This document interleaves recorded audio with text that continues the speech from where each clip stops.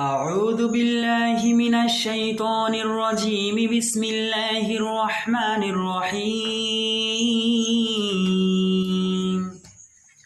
الحمد لله رب العالمين الرحمن الرحيم مالك يوم الدين إياك نعبد وإياك نستعين اهدنا الصراط المستقيم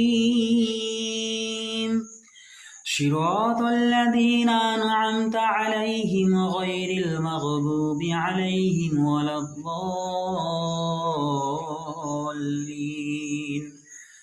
صدق الله العظيم। কেমন হয়েছে একটু জানাবেন, ভালো লাগলে শেয়ার করবেন, চ্যানেলটিকে সাবস্ক্রাইব করবেন। আসসালামু আলাইকুম।